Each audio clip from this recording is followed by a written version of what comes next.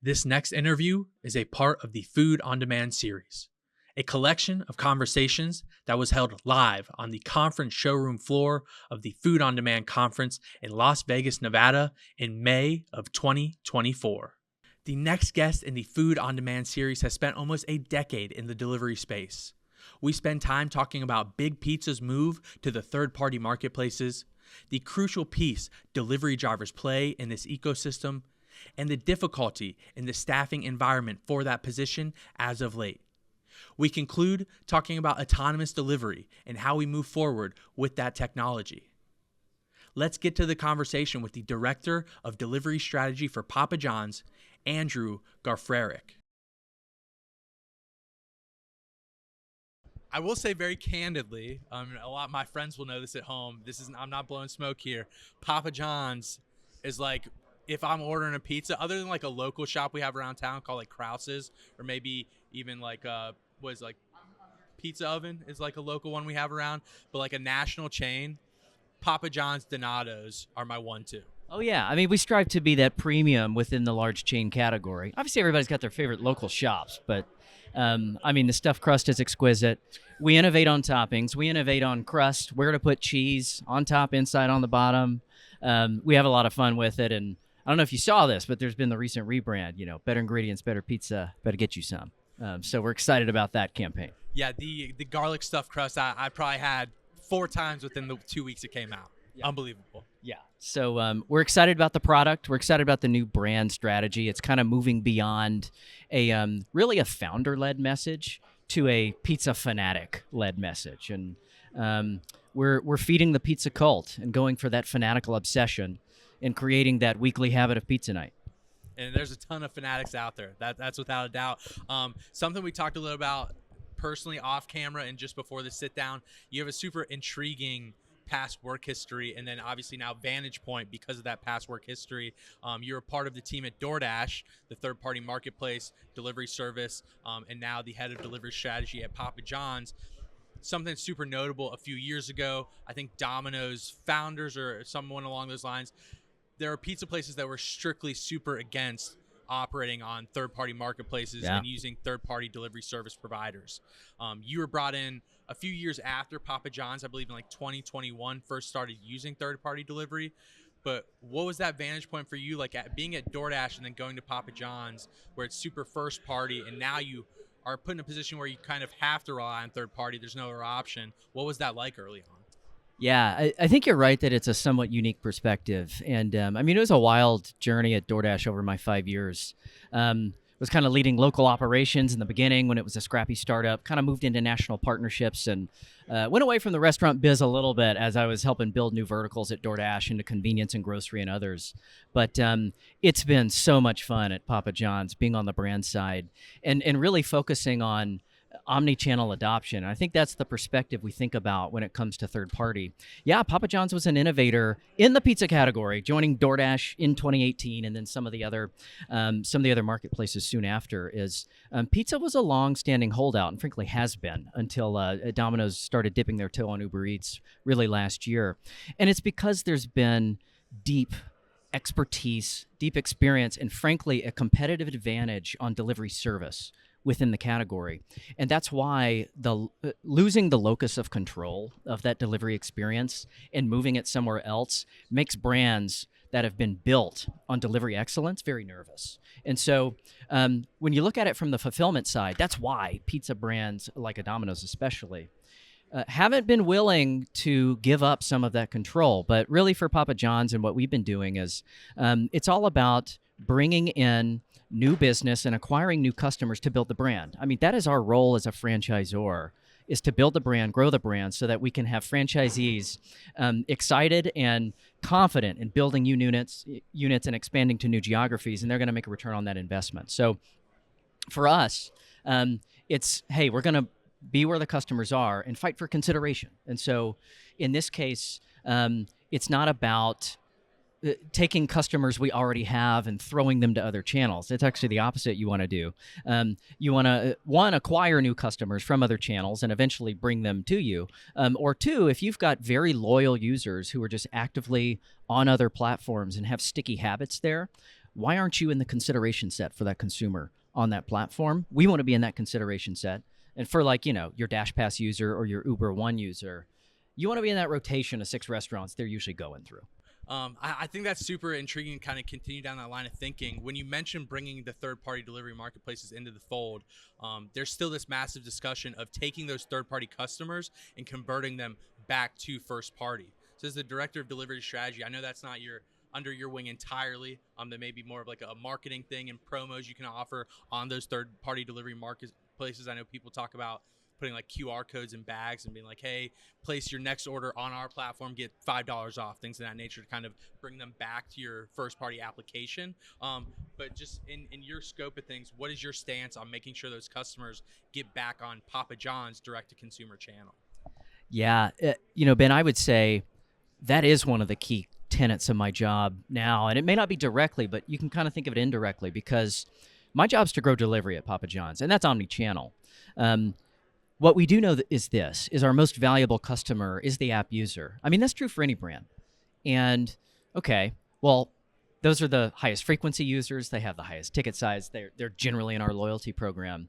How do we convert really any user? So all these demand channels we have, how do we get more people into that app swim lane so that they create more value for us and for our franchisees as they order more often? And so sure, we have initiatives in place to get people who are, hey, that you get us through phone or web or something else. Maybe we offer you a free item if you download the app. And if you download the app, maybe that's a sticky behavior, especially if there are app exclusive promos, things like that. The nut that nobody's really cracked in the industry, and the thing that's interesting to think about, is the third party user. Well, how do you get them on your app? There's kind of 2 different cohorts, and I mean, I'm oversimplifying the problem here, but a user on third party, there's sort of the casual browser. Right. Who is maybe trying you out new for the first time. You were in their consideration set. They saw you. They decided to get you instead of some other brand for dinner that night, and there it is. Okay, so when they think about pizza night next time, are they pulling up DoorDash again, or are they actually thinking about a pizza app like us or the Domino's app? Or every big brand now has their own app.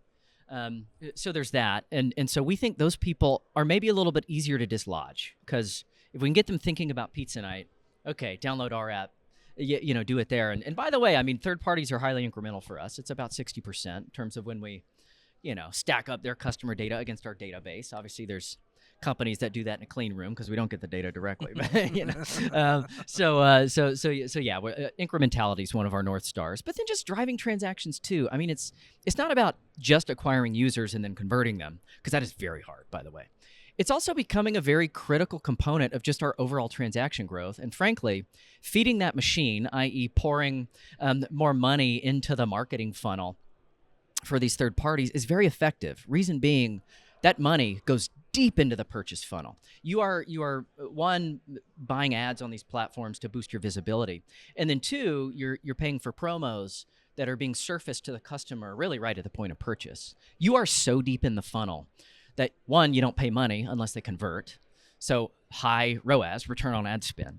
And then 2, it's just very effective. You don't really have to do multi-touch attribution because it's there at the point of purchase. It's like there's your attribution right there. We do try to strip out, we kind of do incremental ROAS, because obviously we need to just blast people with an offer. There are going to be people who get that offer who would have ordered anyway. So you got to strip that down. But yeah, it's becoming not just, hey, let's get incremental, let's convert. It's also an important part of just our core base of transactions. And we know, and I talked about the unsticky DoorDash or Uber Eats user. There's the sticky one who's like the subscriber. Uber One, DashPass. Right. These people, and I heard a stat, maybe true, maybe not, like the top tier of DashPass subscribers transact 9 to 10 times a month on their subscription. I mean, that's wild. Like our top tier of users on our app do 9 to 10 times a year. Wow. So are we really going to unstick that user from their daily habit? We'd love to. We'd love our app to be in the rotation of what they're doing. But if DoorDash is a daily habit for them because of that useful subscription program, we're not going to begrudge the third-party player for building a great program. We're going to use it. And we're going to try to be in the wheelhouse for those people who have that daily habit. Let's let's hit them up every seventh day and be part of their consideration set. And our goal from channel margins is, our franchisees need to turn profits, and franchisees need to get consistent margins in order to make the franchise model work. And so, does every channel need to have the same margin on an order? Tough question. Because when we think about, incremental orders, maybe the margin profile could be different. But when it starts to become an important base of your core transactions, okay. That starts to change the margin profile for a franchisee. So what I would say is this, we don't necessarily need a franchisee to extract the same number of margin dollars out of every aggregator or third-party order that they do from our app, which we know is the most valuable. But the margin percentages need to be in the same ballpark, and that's where we talk about, how we offset commissions with a pricing strategy, or how we just think about investing marketing funds to help out our franchisees so they don't have to put in as much money. It is a complex dance. And we're just trying to, hold it all together as we let the technology catch up to what the consumer's doing. Yeah, I think that was a very complex answer for a complex dance. I appreciate all that information, though. It's a lot to consume and take in the moment. Something you said, a few things that you said were I found super interesting. A loyalty app member yours only orders 9 to 10 times a year. Is that what you're trying to convey there, or something in other terms? Oh, I mean, we've got our Papa Rewards members, sliced out into various frequency groups. Our super frequent, call them our super heavies. They're the people. And I mean, if you're ordering from our app once a month, you're a super heavy for us. For sure. And super I mean, heavy. It's super frequent, really. And so and that's a great user for us. I mean, of course, you've got your supers that are, I mean, if we can get the person who's doing pizza night every week, and I'm a super heavy on our app. Although I do try. I mean, part of my job, it's like I order our pizza from different channels to see how it goes. And, and one reason our operators have gained trust in these third parties is because over the years they deliver on the quality promise. I've ordered pizza at Papa John's from DoorDash, from Uber Eats, and I get my pizza in under 30 minutes. That's a good experience. And our partners are delivering on that promise, and it's why we trust them with a certain segment of our business. And we do white label. So, on our first-party channel, we're not 100% employee delivery like we had been for decades. I think, coming out of the pandemic when demand spiked so much, there had to be an overflow valve. And that overflow valve for us became DoorDash Drive. Right. And we're partnered with DoorDash Drive today. To do, a good slice of the first-party delivery volume. And so it's also imperative that, okay, that's our customer, that's our experience. Is the third-party driver living up to the delivery promise that an employee would have? And it's been a journey with DoorDash to try to innovate in that space on the different levels of expectations in pizza, maybe against some other categories that never had their own delivery before. Is there a hot bag? It's usually a handoff instead of contactless. There's just some different things going on that folks who picked up first-party delivery post-pandemic really didn't have those legacy expectations just built over decades. And something I brought up to a few different brands I've talked to so far who are primarily franchised out concepts. I know pizza chains are massively franchised concepts across the nation, no matter which brand you're speaking to most of the time. But something I've found interesting to speak about in length would be, so I know pizza, the delivery game in pizza hasn't really changed over the years, right? You have the same box, not a lot of innovation there. The same heat bags, always had the hot bags for pizzas. So there's not been a huge innovation in terms of pizza delivery over the years. But how do you ensure, as you mentioned, the expectations are met across location, across state lines, across nationality lines and countries to make sure that Papa John's experience is the same for every single customer? Yeah. Here's the great thing about a franchise model, especially working with operators who've been in the business so long. They have a high standard, and they keep that. And so that comes through the employee training. 20% of our network in the U.S. is corporate-owned stores, and we've got a robust operations team that they're not only working on in-store and how everything works and conducting that orchestra, but it all goes down to delivery as well. And so there's significant levels of training that go in at the employee level. How do we do that when we outsource to third party? Whether it's the marketplace or when we're doing white label on first party, you get nervous, especially as a franchisee. And I'm less nervous because I came from that world, and so I saw it happen and be very successful for brands. But a lot of it is, one, just you test and you do the proof point. But two, we also bake in, operational SLAs into our contracts. And a lot of times we've had luck doing that because our partners feel comfortable with those SLAs too. They're like, this is the need of the merchant partner. They want to hit that. And then two, they're comfortable that they can hit that. I will say, at least in the United States, DoorDash and Uber Eats, specifically have such high levels of supply liquidity. They're able to get a driver to a store within 5 to 10 minutes, 99% of the time. That is very helpful in an ASAP business when getting a pizza to a customer in under 30 minutes is it's the top driver of customer satisfaction. That is the brand promise. Yeah, and so, that's what people care about in pizza. Is it in under 30 minutes? Do I have full transparency on where it is throughout the process?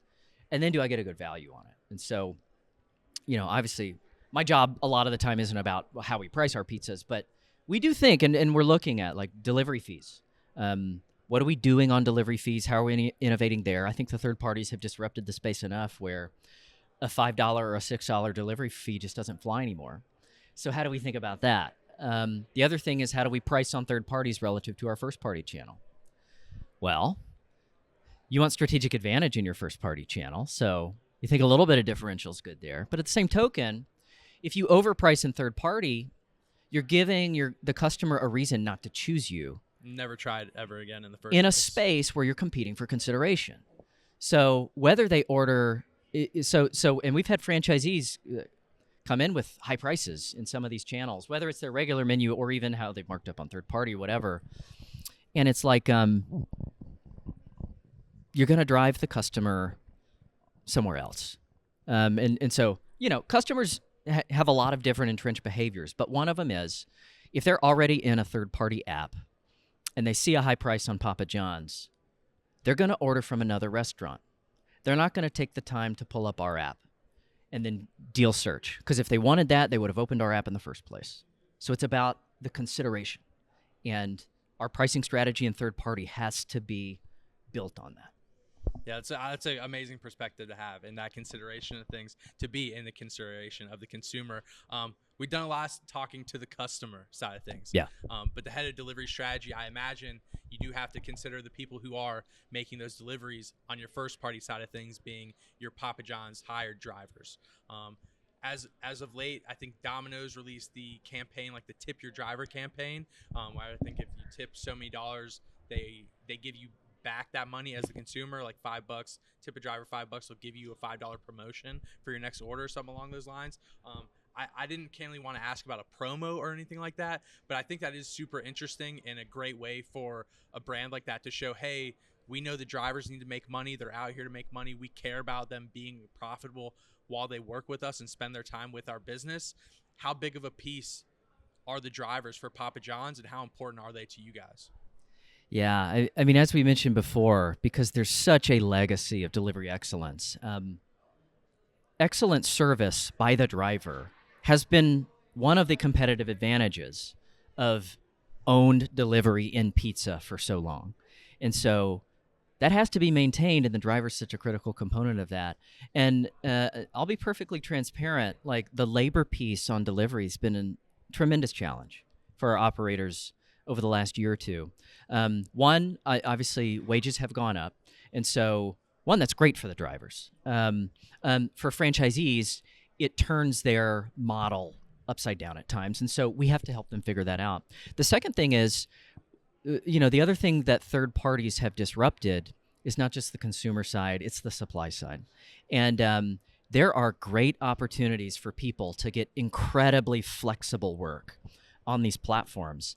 And we compete with them for talent in the driver space. And so, again, we can't begrudge these parties for creating a wonderful model for these workers. And people flock to DoorDash and Uber Eats and Grubhub in droves for flexible work. and we're sharing the same talent pool, like Right. I said. So it does make hiring more difficult. And yeah, one, you kind of work on that with wages. And then two, it's okay, but when you have a more steady gig, it's a sense of belonging. You get more training, that kind of thing. But yeah, I'll say it's becoming more and more of a challenge. And so, how do we think about that? By the way, the Domino's campaign, I love stuff like this. I mean,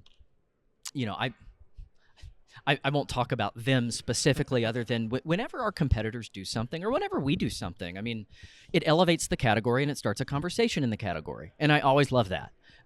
Any attention is good attention when it comes to the category. And drawing attention to the fact that people should be tipping their drivers is a great thing. Now, if this is a reason for somebody to shop on Domino's app instead of ours, okay, well, maybe I don't love that. So we will find other ways to drive consumers to our app as well. But obviously, I commend anyone in the category that's drawing attention to things like this, because not only is tipping our employee drivers a critical component of their livelihood when they work with us, tipping on our own channel in general is important because we do outsource some of those deliveries via white label to DoorDash Drive. That customer having a great experience may be dependent on how quickly a driver accepts that order.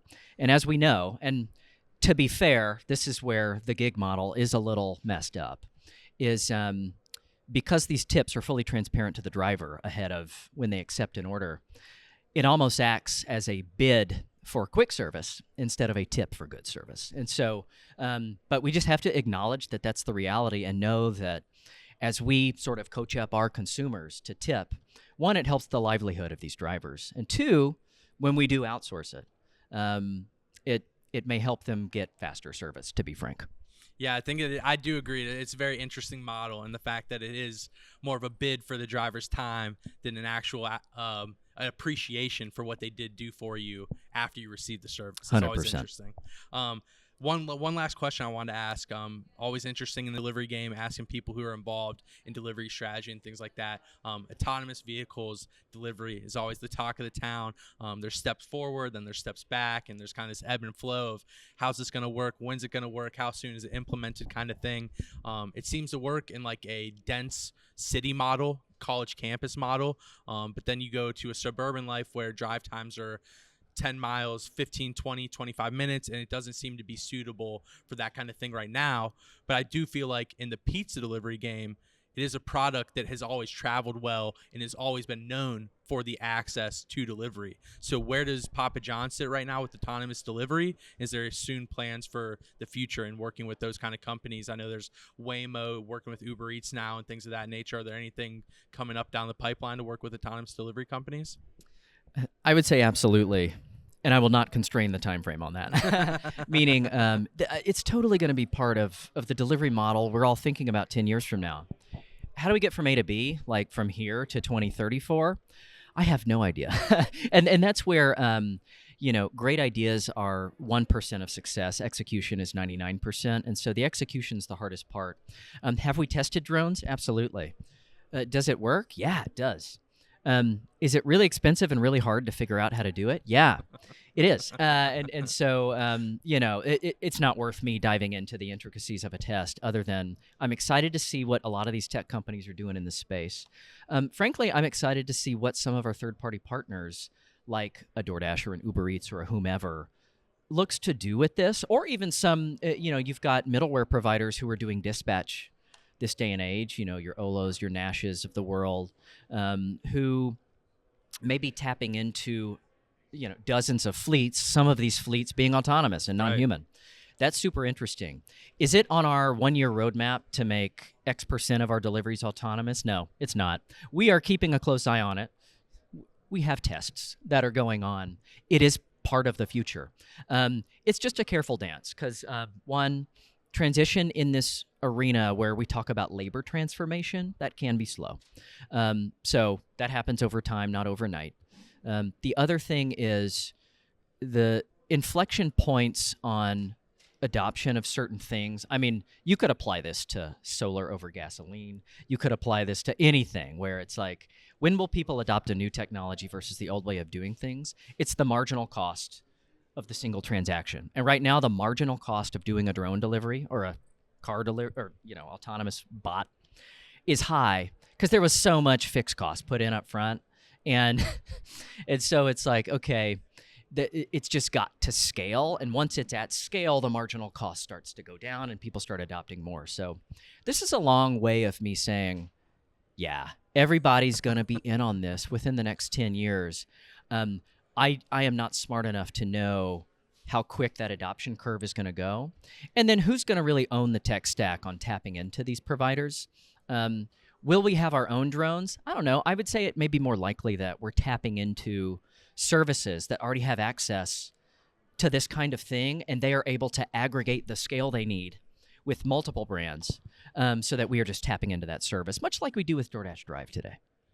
Yeah, no, that's a pointed answer. I appreciate it. It's a great way to look at it, and obviously I agree. I think if you're not even testing the waters, you're already a little bit behind, right? So you have to be always thinking towards the future and planning for whatever comes down the line. Andrew, I appreciate your time. I greatly do appreciate the interaction with Papa John's as a super heavy consumer by Papa John's standards. I greatly do appreciate your guys' product, your brand, and everything you guys represent in this industry. So thank you so much, and cheers to the delivery game, man. It's a great time. Thank you. Better ingredients, better pizza, better get you some. Thank you. It's been a pleasure. Appreciate you.